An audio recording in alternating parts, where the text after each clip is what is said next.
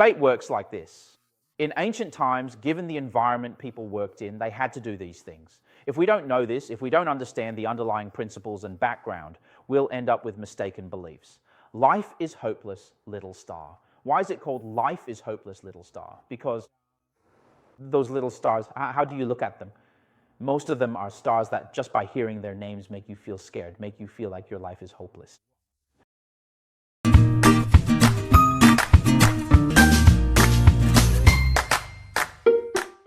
Hello everyone. Recently I've made a few videos where I've been talking to you all about some things that when we're studying the art of Zedu often get misunderstood. Or well, maybe because a lot of books don't explain things clearly, which can lead to misunderstandings.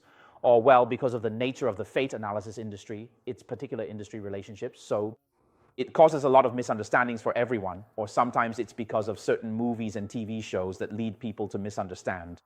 All right, because of these misunderstandings, when rumors get passed around, the more they're spread, the more exaggerated they become. When you're learning, you might end up trapping yourself in a web of misconceptions. This whole series of videos has been really well received by everyone, and in just a short time, just a day or two, they've all shot up to over 10,000 views. We hope that those who enjoy them can help us by sharing, subscribing, and liking, and also by introducing them to people around you who are interested. Now, when it comes to metaphysics, some things are the way they are because of the working environment of ancient people. They had to do certain things, or it was really due to the cultural context at the time. If we don't understand that, if you don't try to understand the underlying principles and background, you'll end up with misconceptions. Then you'll interpret ancient situations using a modern perspective, like using a Ming dynasty key to open a Qing dynasty lock. People will tell you, hey, that's a salted fish. You can't use it for dipping sauce. So it's easy for this kind of situation to happen, so we've decided to make a series of videos like this. Today we're going to introduce what we often mention in class, the hopeless life little stars. Why do we call them the hopeless life little stars? Because when you look at those few little stars, no matter how you look at them, most people who are interested can list them out. And you'll find that most of them are stars whose names sound scary, making you feel like, oh, life is hopeless. Especially because, for the most part, that's how it is. You can run into them anytime, anywhere. You might step on them or encounter them at any moment. Things like Tianku, Shangmen, Baihu. Well, Baihu might only be good in SOD, but here it's usually not good. Fei Lian, Guanfu, and all sorts of others. There are even some whose meanings aren't very clear, but just by looking at the name, you can tell they're probably not good. But in reality, is it really that serious? When you pick up that chart and see a Tiankong star sitting in your life palace, it feels like the heavens have sent you to cry. Or whenever you see a Shangmen star in the Guanlu, in the Tiankai palace, it's as if your family is about to hold a funeral at any moment.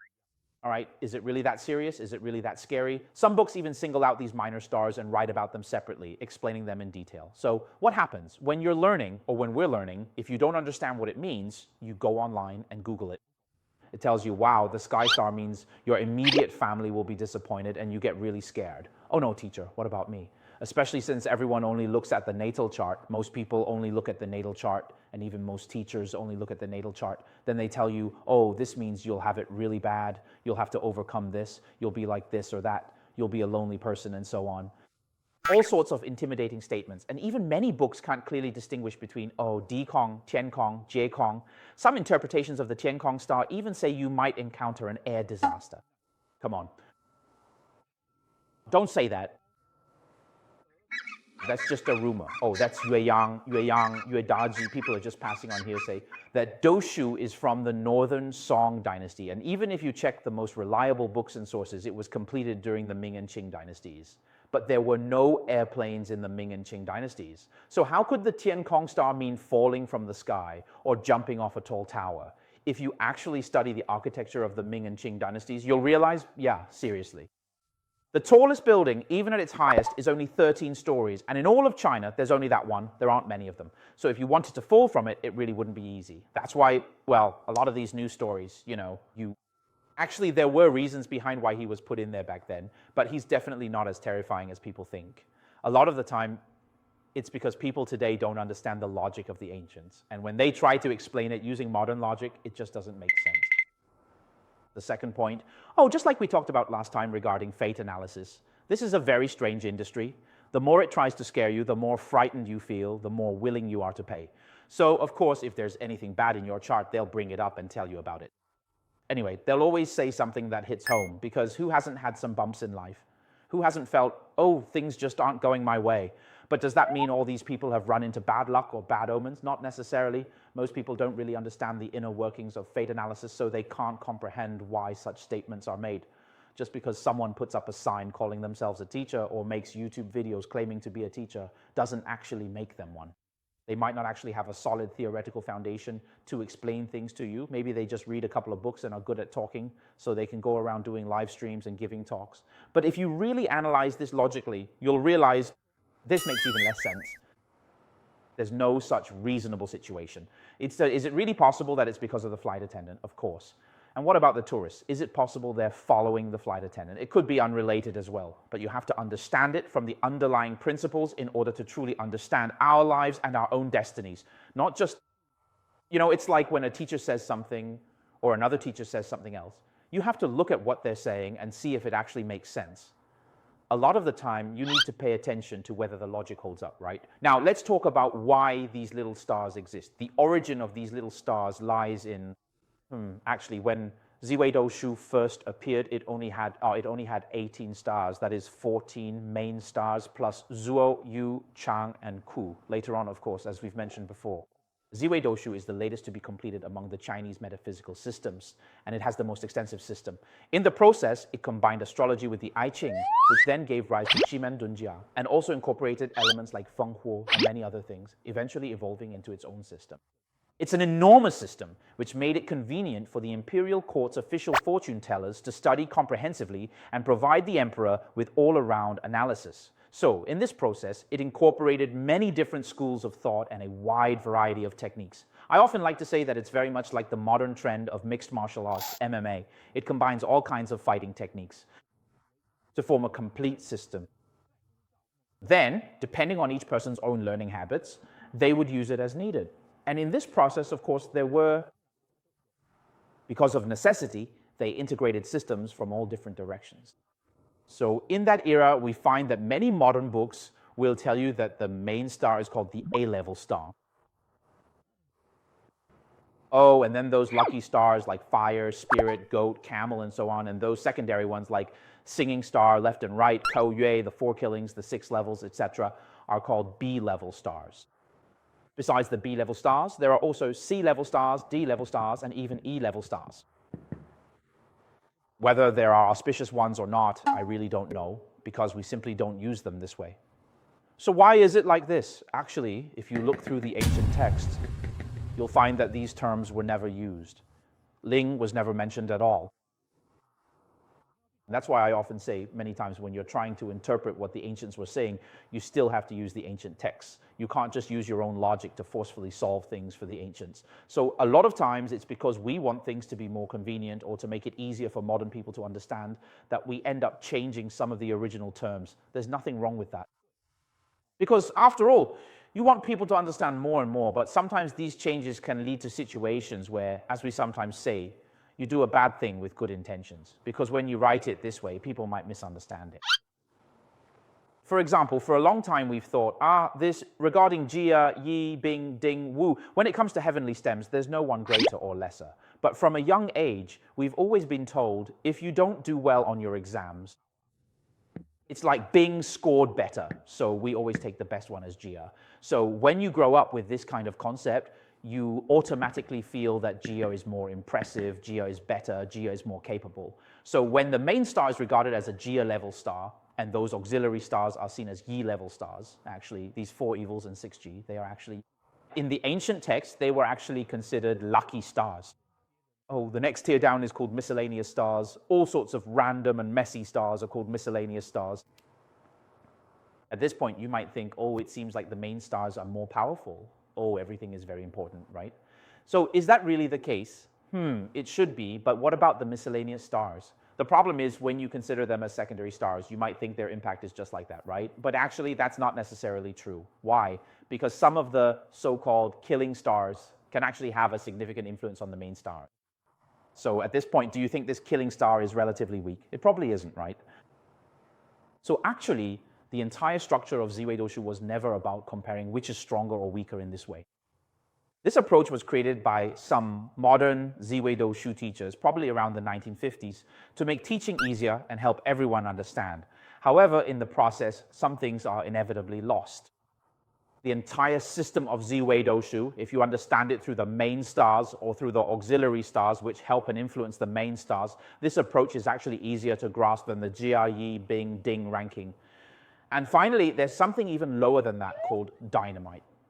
Since it's called dynamite, what it actually represents is, so outside of the main and auxiliary stars, what does it mean to influence them? The main star is like the manager of a company. The auxiliary star is like the assistant manager. The dynamite is like the team members. Are these team members really that important? If the manager is very upright and the assistant manager is very principled, wouldn't it be much harder for the team members to cut corners? So the entire study of fate from beginning to end is not that kind of thing. It's not about using scores, making comparisons, or seeing who gets more points, who gets points deducted, or who's more powerful. It's not about comparing like that. Instead, it's a comprehensive, holistic consideration. Now, when it comes to the dynamite level, which refers to the commonly heard grades like Bing, Ding, Wu, and so on, what you really need to look at is there a possibility that something might happen, that it could happen, and then it gives it another push? So originally, you were hesitant, you didn't know what to do, but at this moment, that little friend next to you, that dynamite, is right there and the mountain peak is ignited. So you make up your mind. So if your main star, if this larger structure of revival hasn't formed, then these small new dynamites are actually ineffective. That's also why some schools don't use dynamite at all. So the underlying structure should be like this. From what I know, for example, the commonly used method nowadays uses 108 stars for folding ears, but some schools in Hong Kong use up to 160 stars.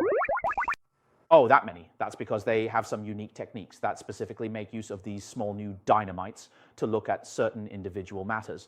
So they include them. But whether you can take this dynamite out and interpret it on its own is another question. For example, if someone has a lot of peach blossom luck, placing a Tiankong star in their life palace isn't necessarily a bad thing. Because if someone has such overwhelming peach blossom luck, wouldn't it be better to give them a bit of self-restraint and self-control? Okay, so actually, most of these small dynamites, when you look at the wording, you might think it's not right. But in reality, there's no need to worry so much because these small dynamites all require certain conditions to be met before they can take effect. Oh, just like we mentioned earlier, the Tiangu star and Tiankong star. These stars have a direct interpretation, which is the direct loss of close relatives. But it's precisely because it's the direct loss of close relatives that you experience that kind of grief, as if fate has given you an unavoidable sorrow, that kind of pain and suffering. So generally, it refers to the passing of close family members like your father, grandfather, son, or mother. But the problem is, the Tiankong star appears in one of the 12 houses in every person's chart.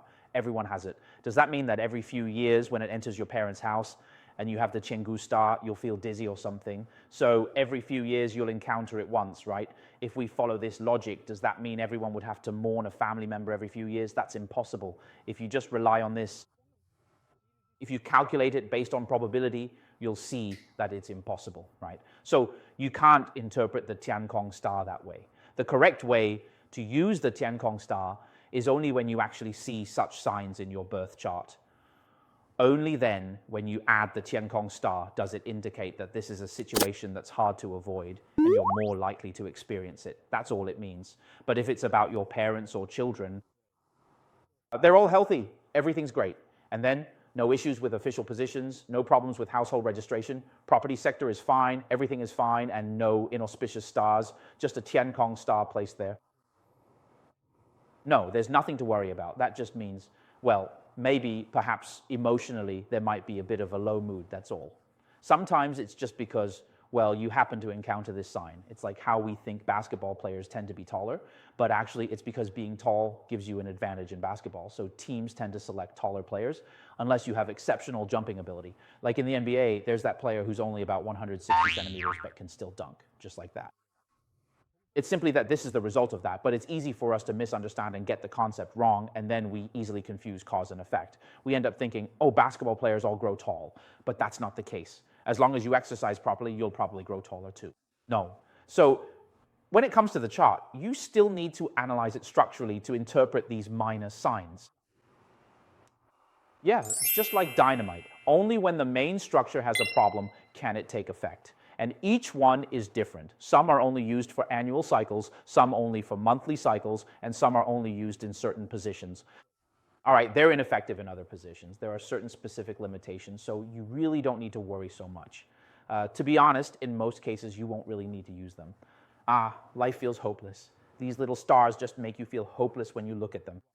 And if you keep focusing on it, your study of fate and destiny might also feel hopeless because you'll end up trapped in a conceptual pitfall. I really hope this can help everyone. Thank you.